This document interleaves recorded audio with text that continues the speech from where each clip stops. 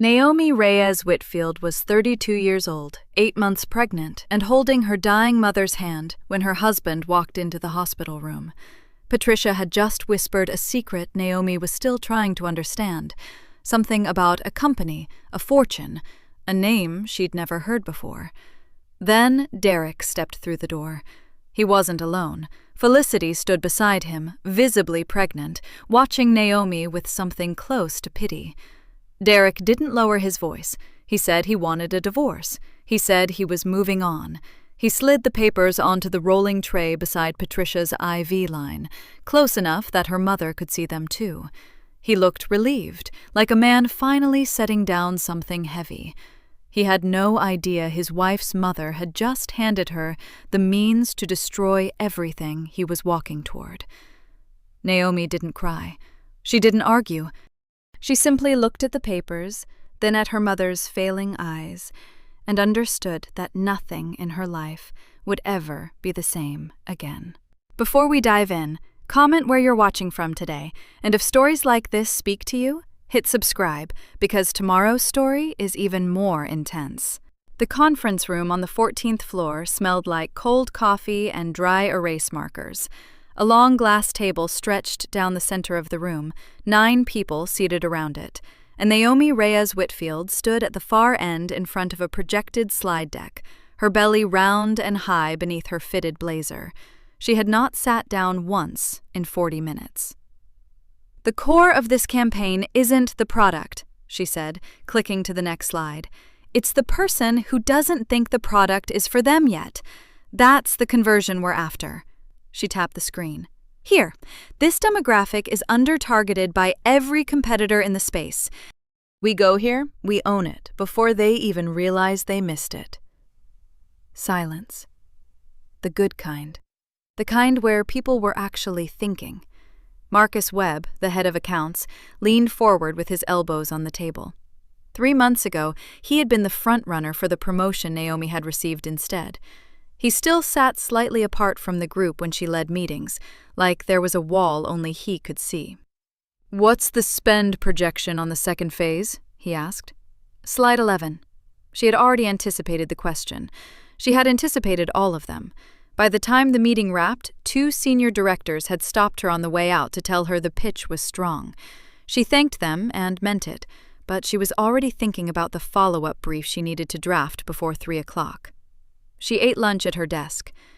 A container of rice and black beans she had packed that morning, a habit she had kept since her 20s when money was tighter, and the routine had simply stuck. She ate with one hand and scrolled through emails with the other. Her phone buzzed. She glanced at the screen. "Derek." She answered. "Hey. You have the car tonight." It wasn't a question. "I told you last week I have the vendor call at 7. A pause. "Right." Another pause and something underneath it, something flat and removed that had been living in his voice for months now. "Fine." She waited for him to ask about the meeting. She had told him about the pitch 2 days ago. He had nodded and gone back to his phone. He didn't ask. He hung up. Naomi set her phone down and looked at her lunch. She picked up her fork and kept eating. She had learned, somewhere in the last year, not to reach for things that weren't reaching back. She called her mother at 1:30, tucked into the small glass office that was still new enough to feel borrowed. The phone rang 4 times before Patricia picked up. "Mija." "Hey, Mama." Naomi leaned back in her chair. "Just checking in. You sounded tired on Sunday." "I'm fine." The answer came a little too fast. "Are you eating?" "Naomi." "That's not a yes." Her mother made a soft sound, half laugh, half deflection. It was a sound Naomi had heard her whole life, the sound Patricia made when she was steering a conversation somewhere else. "I'm fine, baby. I just—" A pause, careful and deliberate. "I need to talk to you. Soon. There's some things I should have said a long time ago." Naomi sat up slightly. "What things? Mama, if something's wrong—" "Nothing's wrong." But her voice had something in it. Weight, like a word choosing itself carefully before it landed. "Just come see me this weekend. We'll sit down. I'll make the rice." Naomi wanted to push. She had always been good at reading the space between what people said and what they meant, but her mother was equally good at closing that space when she wanted to. "Okay," Naomi said. "Saturday." "Saturday," Patricia agreed. Then, softer, "How's my grandbaby?" "Heavy." Naomi put a hand on the side of her belly. "And stubborn. Can't imagine where that comes from." Her mother laughed, and it was real that time, warm and full. They said goodbye.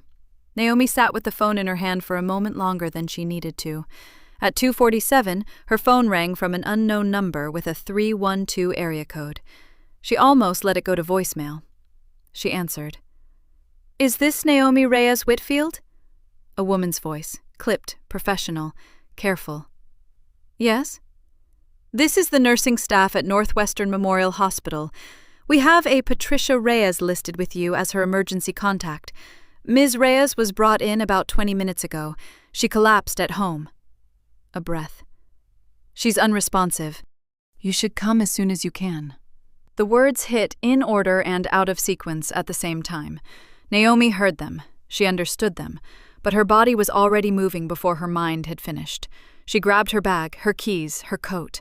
She dialed Derek walking down the hallway. It rang. Went to voicemail. She didn't leave a message. She hit call again. Voicemail. She pushed through the stairwell door because the elevator was too slow. Her heels hit each step hard and sharp, the echo bouncing off the concrete walls, and she held the railing with one hand and the phone with the other and called him a third time. Nothing. She burst through the lobby doors into the cold afternoon air and moved toward the parking structure, her breath fogging in front of her, the baby pressing heavy against her ribs with every step.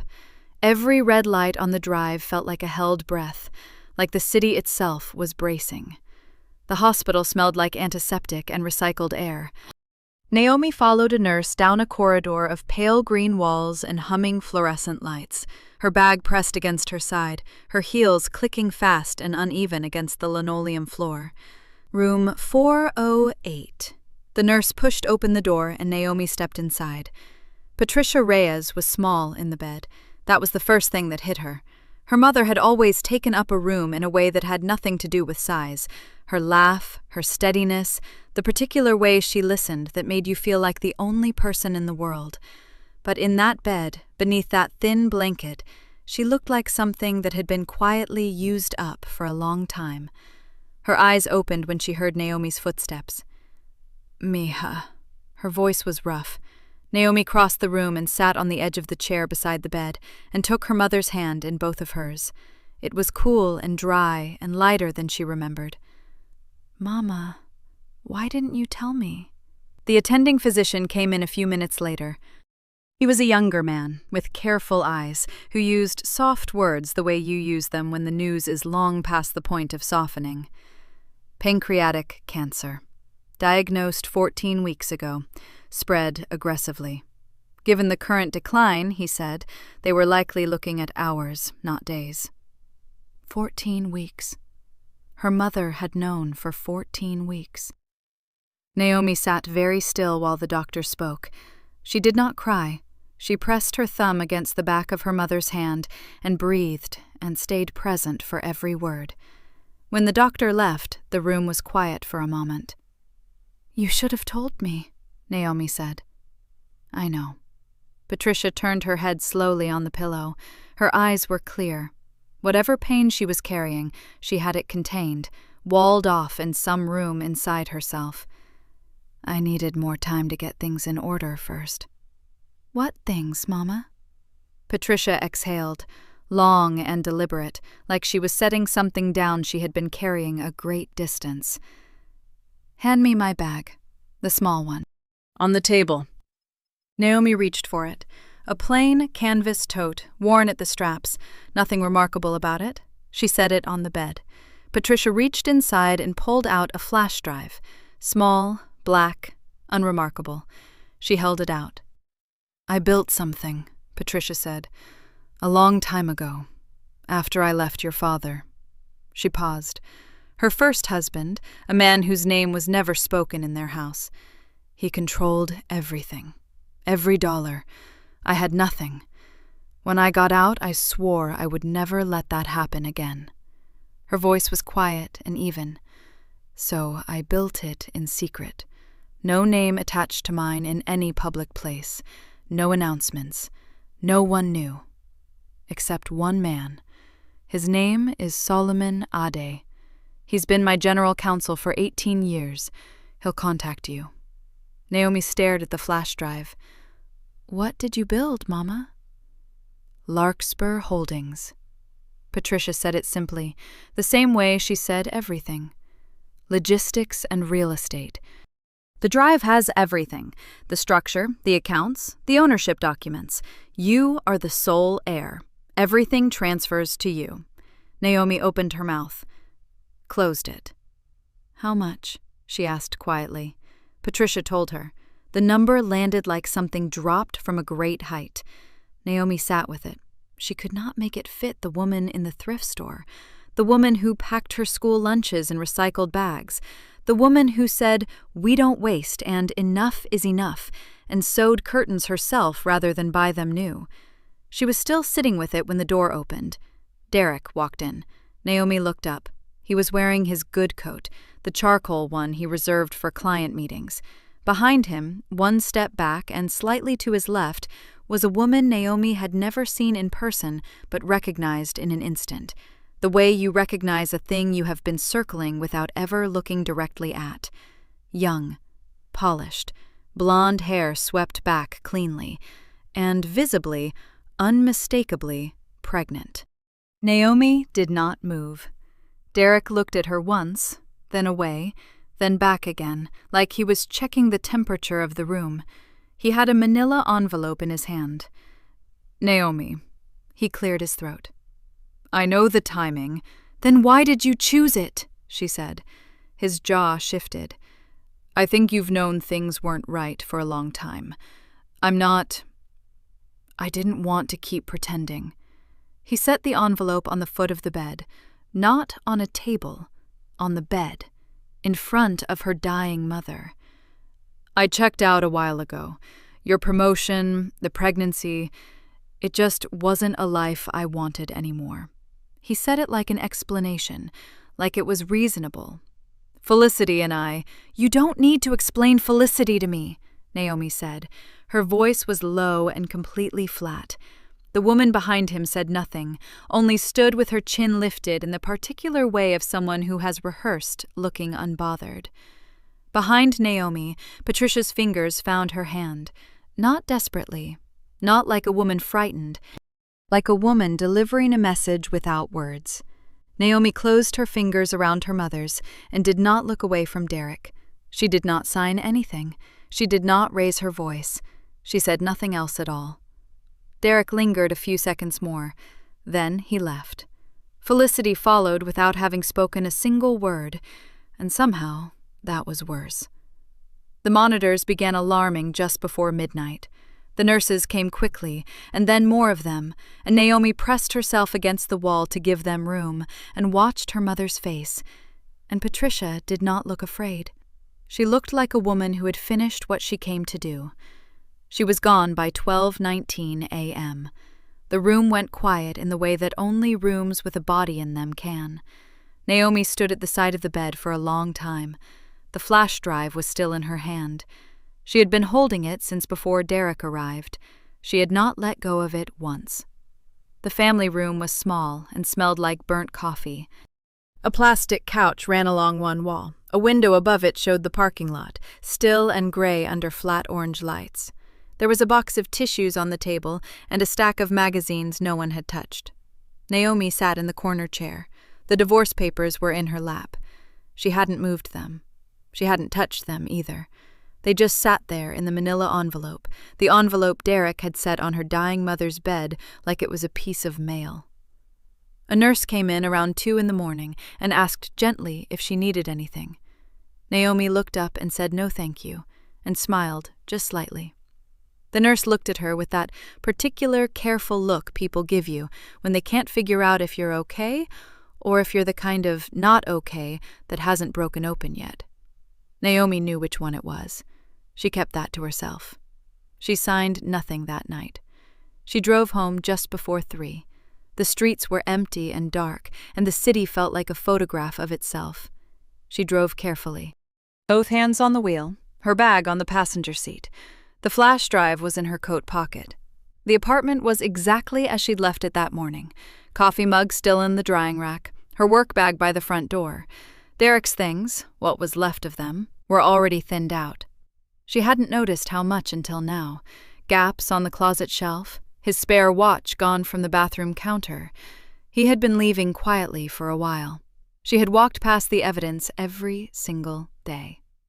She set her bag down, took off her coat. Then she sat at the kitchen table, pulled out her laptop, and plugged in the flash drive. The folder that opened was organized and clean.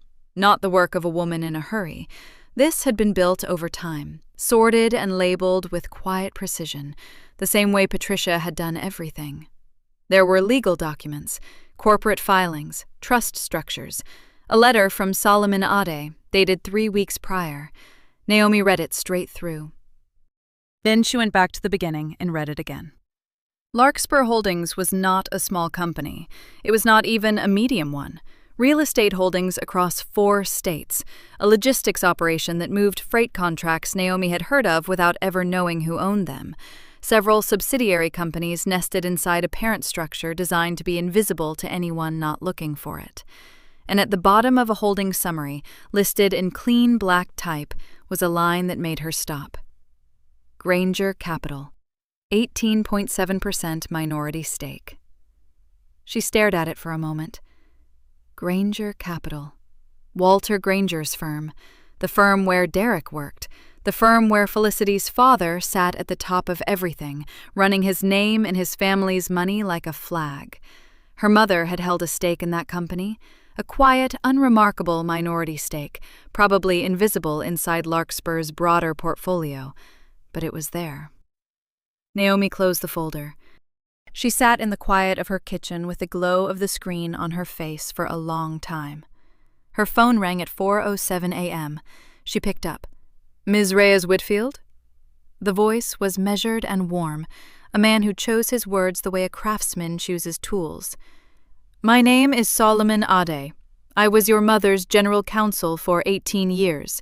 She instructed me to reach out to you upon her passing and to offer you my full support." A brief pause. "I'm very sorry for your loss. Patricia was remarkable." "She was," Naomi said. "I've been expecting your call, or rather, I was prepared for it.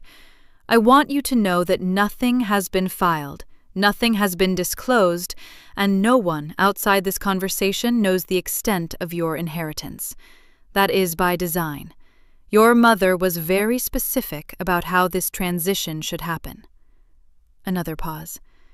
"I am here to assist you however you decide to proceed, whatever that looks like." Naomi looked at the flash drive. She looked at the manila envelope beside it, fat with papers that expected her to be small and quiet and easy to dismiss. She thought about Derek's voice in that hospital room. "It just wasn't a life I wanted anymore." Like she was a subscription he'd let expire. She thought about Felicity's lifted chin, the rehearsed stillness of a woman who'd already decided she'd won. She thought about her mother's hand around hers, not desperate, deliberate. "Solomon," she said, "I need Larkspur's ownership to stay completely confidential. My name, my connection to it, none of it goes anywhere. Not yet." "Understood," he said, not surprised, just ready. "And I'm going to sign the divorce papers." A beat. "All right," he said. "Not because he wins," she said. "Because I'm not in a hurry." The next morning she sealed the envelope. She wrote Derek's attorney's address in even, unhurried letters.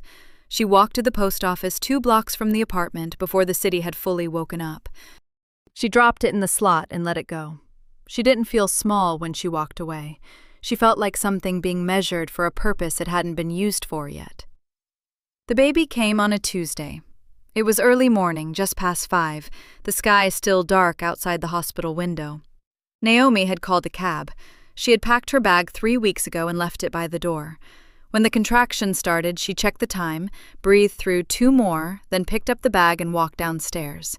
There was a nurse waiting for her at the maternity ward desk, young woman, calm and efficient. She introduced herself as Priya and said she'd been briefed on Naomi's arrival. No other explanation, just briefed. Naomi understood. Solomon had arranged it. Derek did not come. She had not called him. It took 11 hours. Priya stayed the whole time.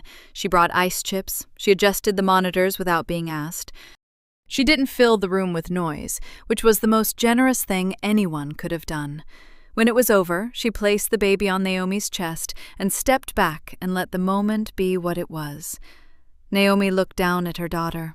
Small face, dark hair still damp, eyes scrunched shut like the light was too much, like she'd already made up her mind about the world and wasn't sure she approved yet.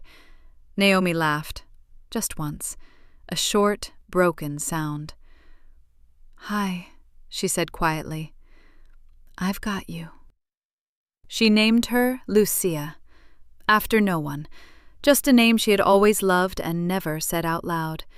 She brought Lucia home 4 days later. The apartment felt different with a baby in it, fuller, like a room that had always been waiting on its last piece of furniture. Naomi moved through the new rhythms of it, feeding, sleeping, waking, starting over, and let the world outside do what it was going to do. It didn't wait long. 2 weeks after Lucia was born, Derek and Felicity announced their engagement. Naomi saw it first on her phone. A shared post, a photo. Felicity's hand extended, a ring catching the light. Derek behind her, his arm around her shoulders, smiling the particular smile of a man who needed people to see that he was happy. Naomi looked at the photo for about 4 seconds. Then she set the phone face down on the counter and went to check on Lucia. The custody mediation started the following month. A beige conference room.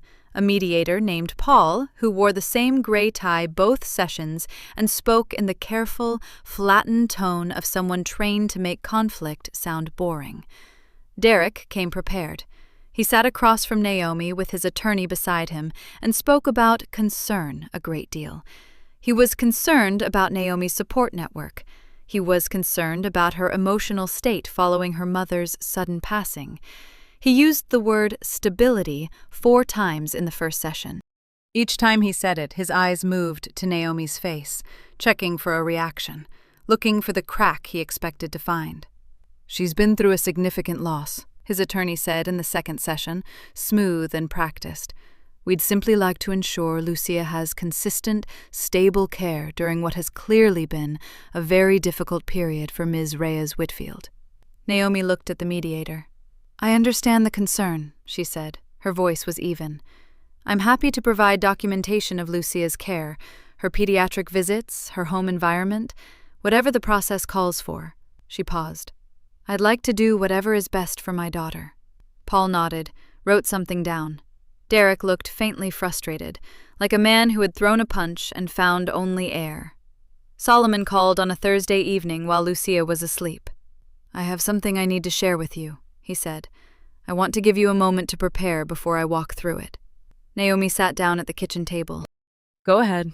He had been reviewing old company records. Routine work, he said, part of documenting the full history of Larkspur's legal affairs. In doing so, he had cross-referenced some financial timelines against Derek's employment history at Granger Capital. He had found something that wasn't in any legal file. Just context. He wanted her to have it. The affair had started 26 months ago. He had the records to place Derek and Felicity together well before Naomi had any indication anything was wrong. Hotel receipts processed through a business account, calendar entries, a pattern that, once you saw it, was unmistakable. 26 months ago, Naomi had been trying to get pregnant. She remembered that year clearly, the appointments, the careful tracking, the quiet conversations with her doctor about what might be causing the delays. Derek sitting across from her in the consultation room, nodding along, rubbing her hand, saying, "We'll figure it out," looking sad for her, looking patient. She sat with the file in her hands for a long time. There was no word for what she felt. Or there were too many words, all of them arriving at once, pushing against each other in a space that wasn't big enough to hold them all. She didn't cry. She didn't stand up. She just sat there until the feeling settled into something cooler and harder and more useful. Then she closed the file, set it on the table. "Solomon," she said, "I think it's time you taught me how to actually run this company." The offices of Larkspur Holdings occupied the top 2 floors of a building in Midtown that had no signage on the outside, just a number, a glass door, a lobby attendant who nodded when Naomi gave her name and said nothing else. She had expected something that felt like her mother. Modest, quiet, a little worn around the edges. It wasn't that. The interior was clean and spare, all neutral walls and tall windows, but the scale of it was unmistakable. Rows of workstations, filing rooms with numbered drawers that stretched floor to ceiling, a long conference table made of pale wood that caught the afternoon light and held it. This was not a small operation. This was not a hobby. This was something her mother had built from nothing and kept running for decades without anyone knowing her name. Naomi stood at the entrance of the main floor on her first morning and just looked at it. Solomon came to meet her at the elevator. He was dressed the same as the day she'd first spoken to him on the phone. Dark suit, no tie, reading glasses perched on top of his head like he'd forgotten they were there. He shook her hand and walked her to a room off the main floor, smaller than the conference room, with 2 chairs and a whiteboard and a stack of binders already waiting. "We'll start with the overview," he said. "Then we go deeper each week, at your pace." They met every Tuesday and Thursday. Solomon was a patient teacher. He never talked down to her. He never rushed. He laid things out in plain terms, one layer at a time, and when she had questions, he answered them fully, then asked what she thought before moving on. Within 2 weeks, Naomi understood the basic shape of Larkspur: real estate holdings across 4 states, a logistics division that contracted with regional freight companies, and a portfolio of minority investment stakes in a dozen different firms. One of those firms was Granger Capital. Solomon opened that section of the binder on a Thursday morning, 3 weeks into their sessions. He set a printed summary on the table between them. "Your mother acquired a 9% stake in Granger Capital 11 years ago," he said. "She never moved on it, never pushed for a seat at the table, just held it." Naomi studied the document. "Why?" "She was watching." He said it simply. "She didn't explain her reasons to me, but she held a lot of positions like this one. She was patient." Naomi turned the page. The next section was more recent. Walter Granger, Solomon explained, had spent the past 3 years expanding the firm aggressively. New offices, new personnel, a push into private equity that had cost more than it had returned. The expansion looked bold from the outside. From the inside, it was bleeding. Walter had been quietly approaching investors for months, looking for someone to absorb the debt and buy in at a majority stake. So far, no one had stepped forward. The asking terms were complicated, and the books, once examined, required explanation. "He needs the rescue," Naomi said. "He needs it badly," Solomon agreed. "He just doesn't want to look like he does." She might have left it there, noted it, filed it away as useful someday, but Solomon set a second document on the table, and she forgot about someday. "I found something while reviewing Granger Capital's internal financials as part of the due diligence," he said. His tone didn't change. Still measured, still careful. "Irregular payments, referral bonus distributions tied to a specific account. They go back 14 months. He placed the summary in front of her. Neat columns, dates, amounts, account references. Naomi looked at the name on the account. Derek. She didn't move for a moment. She just read the document the way she had learned to read everything lately. Slowly, completely, looking for what was real underneath the surface of it. The pattern was clear. Small amounts routed through client referral channels, never large enough to trigger an automatic flag, never quite the same figure twice. Over 14 months, it added up to just over $90,000. "Walter doesn't know?" she asked. "There's no indication he does," Solomon said. "The structure was designed to look like routine commission processing. Someone who knew the system from the inside built it that way." Naomi set the paper down. She thought about Felicity's ring in that engagement photo, the size of it. She thought about the apartment building she'd seen Derek's new address listed as during mediation. A building she knew, a building that cost. She thought about the trips Felicity had tagged on social media over the past few months. A resort in the Bahamas, a long weekend in Napa, smiling photos with good wine and better lighting. $90,000. She sat back in her chair. "He stole from the company he works for," she said, "to pay for a life he built on top of my marriage." Solomon said nothing. He let it land. After a moment, Naomi folded her hands on the table. "I want Larkspur to acquire a controlling stake in Granger Capital," she said. "Use a holding entity, nothing with my name on it, nothing that connects back to me until I decide it does." Solomon nodded once. "I can build that structure." "Good." She looked at him steadily. "Keep the timeline moving, but stay invisible until I say otherwise." "Understood," Solomon said. He pulled the binder closed. Outside, the afternoon light shifted across the pale conference table, slow and quiet, like it had nowhere better to be. The mediation office was on the 14th floor of a building in Midtown, 3 blocks from the family court annex. It had the same look as every room designed to make conflict feel manageable. Neutral carpet, a round table, chairs that were too soft for anything to feel serious.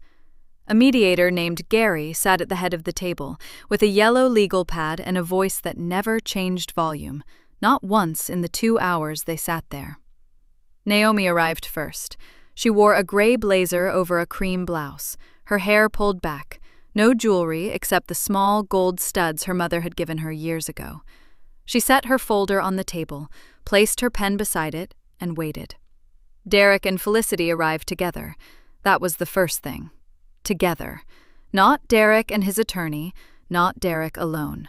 Felicity walked in like she had been invited, like the room was hers by default. She was wearing a cream wrap dress and a ring that caught the light the way expensive things are designed to catch it. She sat down beside Derek without looking at Gary for permission. Nobody stopped her. Naomi noted that and said nothing. Derek looked good, in the way men sometimes look good when someone else is dressing them and paying attention. His shirt was pressed, his watch was new. He nodded at Naomi the way you nod at a stranger on an elevator. Brief, barely there, already over it. "Good morning," Naomi said. The session moved the way these sessions always moved. Gary read from his notes. Derek's attorney outlined the proposed custody schedule again, the same language Naomi had already read 3 times. Her own attorney pushed back on 2 points, both minor, both strategic. The room stayed professional. Naomi kept her hands flat on the folder in front of her and answered every question she was asked in complete sentences. Felicity stayed quiet for most of it. Then Gary stepped out briefly to print a revised summary sheet, and the room shifted, the way rooms do when the adult supervision leaves. Felicity turned to her like it was a casual thing, like they were at a lunch table and not across from each other in a legal proceeding. "I'll be honest," Felicity said, her voice smooth and light. "I think shared custody is generous, considering." She smiled. The smile didn't reach her eyes. It was the kind of smile that knew exactly what it was doing. "A child needs stability, a real home. 2 parents, not one single mother with no name behind her." The room was very quiet. Derek looked at the table. He didn't correct her. He didn't flinch. He just let the words sit there, like they weren't his to clean up. Naomi looked at Felicity for a moment. She let the silence stretch just long enough to be its own answer.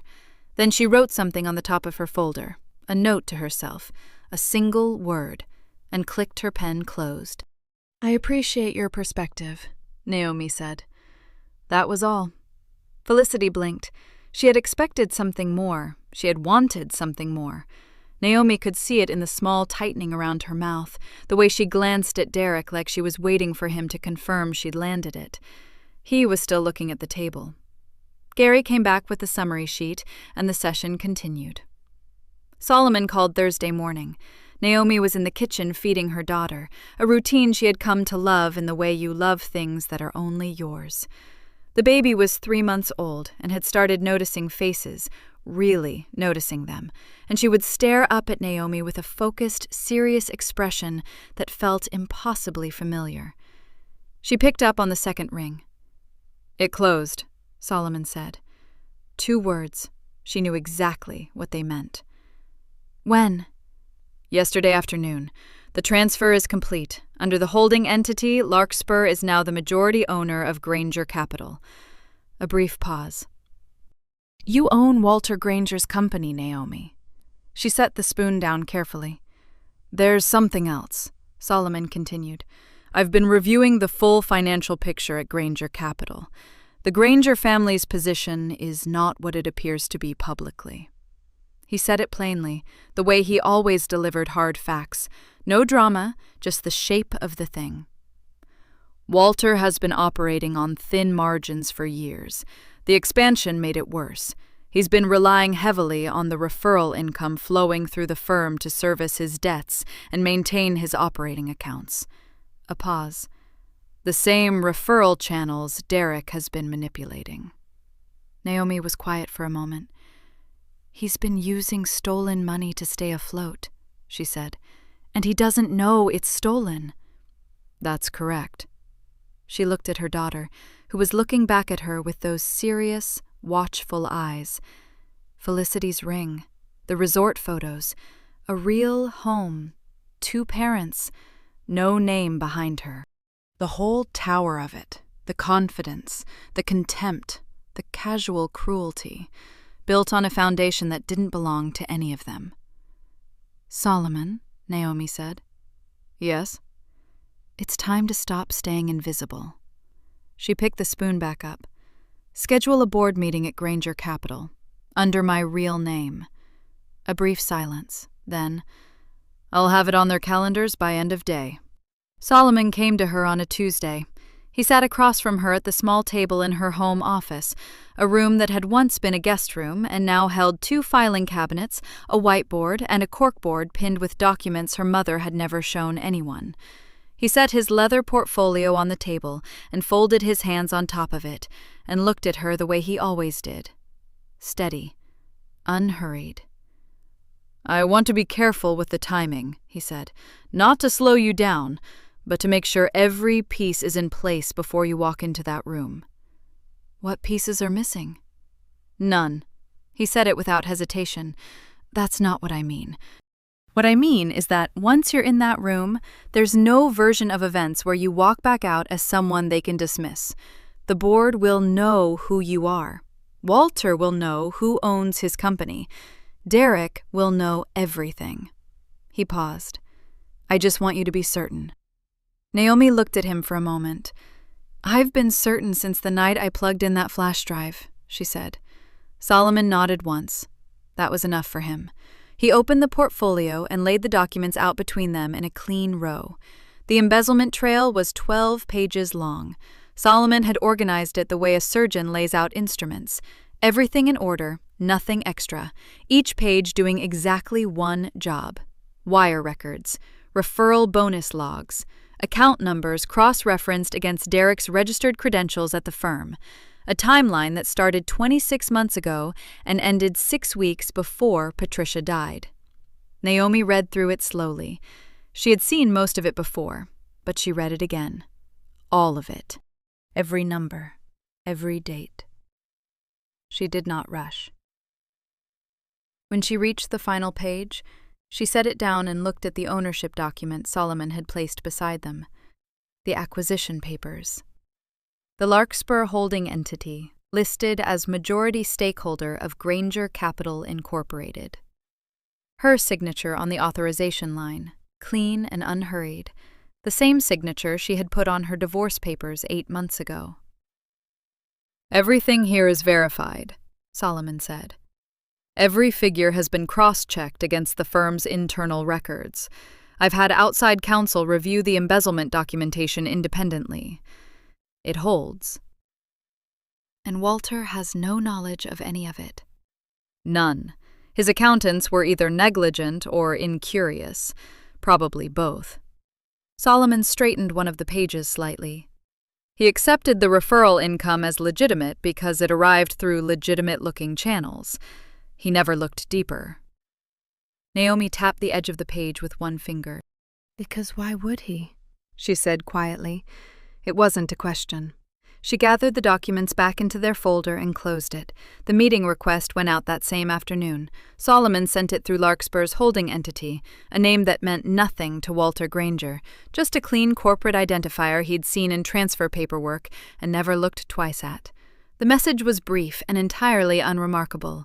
A routine compliance review, a formality required by the new majority stakeholder, a short list of agenda items that sounded like the kind of thing no one looked forward to and no one questioned. The reply came from Walter's assistant within the hour. Mr. Granger confirms and will arrange to have relevant department heads present. Please advise if any materials are required in advance. Solomon forwarded it to Naomi with a single line beneath it. He's also asked Derek to attend, as head of the Referral Accounts Division. Naomi read that twice. Then she set her phone face down on the desk and went to check on her daughter. She spent the next 3 days preparing, not nervously, not frantically, the way a person prepares when they have done their homework and they know it, when the only thing left is to show up and be exactly who they are. She pulled out the charcoal blazer she'd bought 6 weeks ago and hadn't worn yet, dark, structured, fitted. She paired it in her mind against a white shirt and pressed trousers, and the small gold studs her mother had given her, the ones she'd worn to every mediation session, the ones she'd worn the night she sat alone in the hospital family room with unsigned papers in her lap. She would wear those. She stood in front of her mirror one evening with her daughter on her hip, the baby watching her own reflection with that same serious, focused stare, and Naomi looked at herself for a long time. Not at the blazer, not at her face, at the stillness in her eyes. She recognized it. She had seen it in her mother's eyes, in those last hours, when Patricia had watched Derek hand over those papers and had not looked afraid, had not looked surprised, had looked, instead, like a woman who had already accounted for everything. This is what it felt like, Naomi thought, to already know. Solomon called Friday morning. "The meeting is confirmed," he said. "Next Wednesday, 10 a.m., Granger Capital, 32nd floor. Naomi was quiet for a second. "I'll be there," she said. "I know," Solomon said. "Are you ready?" She looked at the folder on her desk, the documents inside it, the name on the ownership line. "Yes," she said. "I'm ready." The elevator opened on the 32nd floor at 9:58. Naomi stepped out first. Solomon walked one pace behind her and to the left, his leather portfolio under his arm, his expression as calm as hers. The receptionist at the front desk looked up and smiled, the practice smile of someone expecting a routine morning. "Naomi Reyes Whitfield," Naomi said. "For the 10 o'clock?" "Of course." The receptionist typed something. "Mr. Granger is already in the boardroom. I'll walk you back." The hallway was long and carpeted in deep charcoal gray. The walls held framed financial awards and press clippings in matching black frames.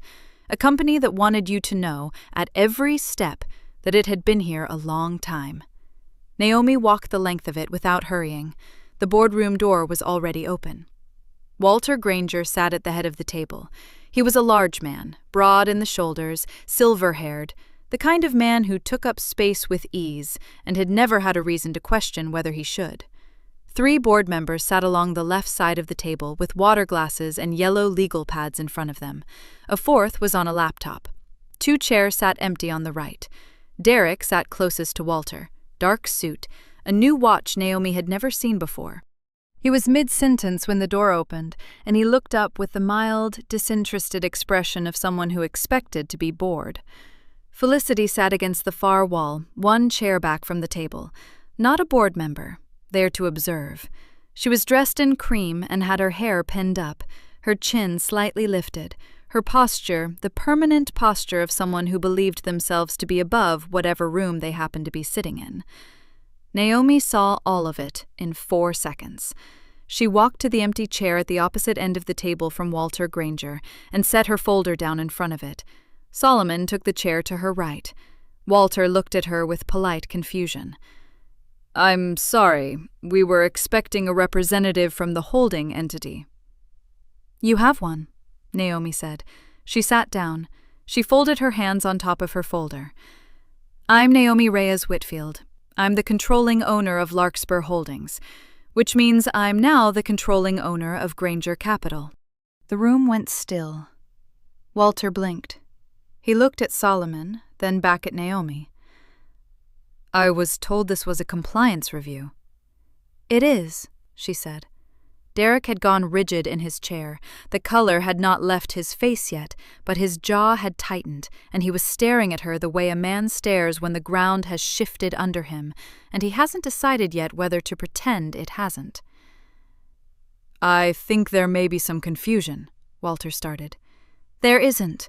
Naomi opened the folder and slid a single document to the center of the table. The acquisition papers. Clean, signed, fully executed. Larkspur Holdings acquired majority stake in Granger Capital 6 weeks ago. The paperwork has been on file. I've simply chosen today to introduce myself in person. Walter reached for the document slowly.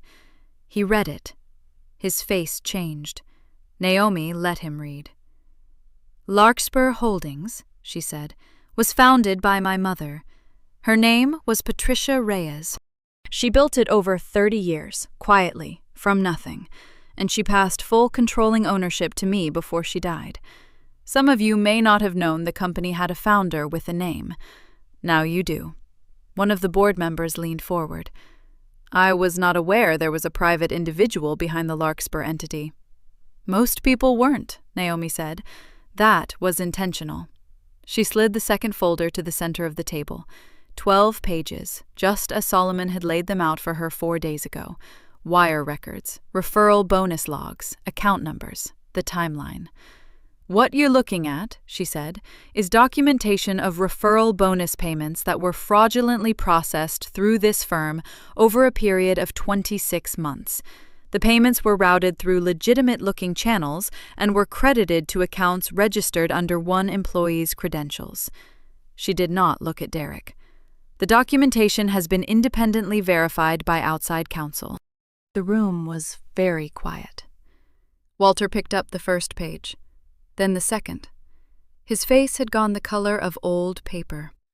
Naomi looked up then, and she looked at Derek directly. Her voice did not change. "The same 26 months," she said, "during which I was told by my then-husband that the reason we couldn't conceive was likely my body failing us. While he was, in fact, with someone else. While he was stealing from this company to fund a life he was already building without me." Felicity moved, just slightly, a small shift in her chair. Her eyes cut sideways to Derek, and something in her face, the lifted chin, the practiced composure, flickered. Derek's mouth opened. "Naomi, you can't just—" "Walter!" She turned her eyes to the head of the table, steady, unhurried. "I'd recommend a recess." Walter set the pages down. His hands were not quite steady. He looked at his board members, then at the papers in front of him, and he nodded once. "We'll take 15 minutes, he said. His voice was flat, drained of its authority. Derek stood up. "This is not how this works. You can't walk in here and—" "I have nothing further to discuss with you," Naomi said, "outside of formal proceedings." She closed her folder, and she waited. The 15-minute recess lasted 42. Naomi sat in the small conference room off the main hallway, a glass of water in front of her, Solomon beside her, his phone face down on the table. Neither of them spoke much. There was nothing left to say that hadn't already been said inside the boardroom. She could hear voices down the hall, not words, just the shape of them. Sharp, then low, then sharp again. Solomon checked his watch once. Naomi did not. When Walter's assistant knocked and opened the door, her face was carefully blank in the way that meant she had heard things she was not going to repeat. "Mr. Granger is ready for you," she said. Walter was standing when Naomi walked back in. He had aged in 42 minutes. Not dramatically, but something behind his eyes had gone flat and tired, the way things go when a man finally stops believing the story he has been telling himself. Derek was not at the table. "He's been asked to wait in a separate room," Walter said, before Naomi could ask. His voice was even, controlled, but thin. "Pending formal termination." One of the board members, the one who had leaned forward earlier, a narrow-faced man named Holt, slid a single typed sheet across the table. "Termination is effective immediately. We've also contacted our legal team. They're coordinating with outside counsel now. A formal fraud report will be filed with the relevant authorities by end of business today." Naomi picked up the sheet, read it, set it back down. "Thank you," she said. Walter sat down heavily. He pressed both hands flat on the table, like he needed to feel something solid. "I want it noted that I had no knowledge of the referral irregularities." "It is noted," Solomon said from his chair. Walter looked at Naomi, not with contempt this time, something closer to the look of a man standing in rubble, trying to figure out who handed him the shovel. "What happens to the firm?" Naomi looked back at him steadily. "The firm continues to operate. Larkspur is not here to dismantle anything." She paused. "But continued investment requires restructuring, including operational leadership." The board member named Holt cleared his throat. He had the polished, cautious manner of a man who had already been thinking about this exact question before she'd said it out loud. "The board has discussed the matter." He glanced once at Walter, then back to Naomi. "We are prepared to vote on a transition of day-to-day operational control, effective at the close of this meeting." Walter said nothing. The vote took less than 3 minutes. It was unanimous. Walter Granger, who had walked into this building for over 30 years as though the walls had been built for him specifically, would remain on the board in a limited advisory capacity only. His signature no longer required for operational decisions, his authority no longer his own. He stood when it was over, buttoned his jacket with the automatic dignity of a man performing a routine he no longer meant, and walked out of the boardroom without looking at Naomi again. Felicity was in the hallway. She had been there when Walter came out, and something passed between father and daughter. Not words, just a look, that told Naomi everything about what Felicity had already understood. The cream-colored blouse looked less polished now, the pinned-up hair slightly less precise. She held her bag against her side with both hands, the way a person holds something when they are not sure they are steady enough to hold it with one. She saw Naomi come out of the boardroom. She didn't say anything. She didn't lift her chin. She just looked, for a moment, like someone who had just realized they'd been standing on a floor that had belonged to someone else the whole time. Naomi did not stop. She did not slow down. She walked past Felicity toward the elevator, and she did not look back. Solomon fell into step beside her. Behind them, she heard Felicity say Derek's name once, quietly, then nothing after that. In the elevator, Solomon's phone buzzed. He read the screen and turned it toward Naomi. A message from the family court liaison. She read it, then read it again. Derek's pending custody motions had been flagged for emergency review following the fraud report filed that afternoon. Given the circumstances, active criminal investigation, termination for cause, financial instability, the court had suspended his primary custody claims pending a full reassessment. Naomi retained full residential custody of her daughter. Derek's access was reduced to supervised visitation until the review concluded. The elevator doors opened on the lobby. "His attorney will contest," Solomon said. "Let them," Naomi said. The lobby was cool and quiet. Late afternoon light came through the tall glass windows in long, warm slants, laying itself across the marble floor. A few people moved through, heads down, coats over their arms, going wherever they were going. Naomi pulled her coat on and walked toward the doors. "Your car is out front," Solomon said. "And your daughter is home." She pushed through the glass doors and stepped outside. The air was sharp and clean. She breathed it in once, all the way.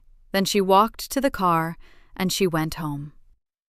The article ran on a Thursday. It was not a long piece, half a page in a regional business journal, with a photograph of Naomi standing in front of Larkspur Holdings' main office, her daughter on her hip. The headline read, "Larkspur Holdings launches Patricia Reyes Foundation, backing workforce training for single mothers across 3 states." Naomi had not asked for the coverage, but she had not turned it away either. Her mother had been invisible for 30 years. That was done now. The foundation had been Solomon's suggestion, technically. He had brought it up the way he brought up most things, quietly, over coffee, framed as a question rather than an idea. If you were going to put your mother's name on something, what would you want it to do? Naomi had known the answer immediately. The program placed women, most of them starting over, most of them with nothing behind them, into paid apprenticeships across Larkspur's logistics and real estate divisions. Real work, real wages, a path that didn't ask anyone to wait for permission. Mama Pat would have understood that. The office had a rhythm now. Naomi arrived early. She reviewed numbers before her first meeting, walked the floor once, knew the names of the assistants and the building maintenance crew with the same ease as she knew her board members. She had learned the company the way her mother must have once, piece by piece, quietly, without announcing herself until she was sure she understood every corner of it. She was sure now. Her daughter, Iris, was 14 months old. She had her grandmother's eyes, dark and still and alert, like she was always noticing more than she was saying. She went to a small childcare center 2 blocks from Larkspur's office and greeted Naomi every afternoon at pickup with the full force of her body, arms up, leaning forward before Naomi had even gotten through the door. That part of the day never got smaller. Derek's sentencing had come in the spring. 14 months for financial fraud, reduced to time served with supervised probation. His attorney had fought hard. It hadn't mattered. The documentation was clean and complete, and Walter Granger's cooperation with the investigation, offered quickly in exchange for leniency on his own oversight failures, had sealed it. He worked at a freight logistics company now, entry-level, somewhere in the outer suburbs. Naomi did not keep close track.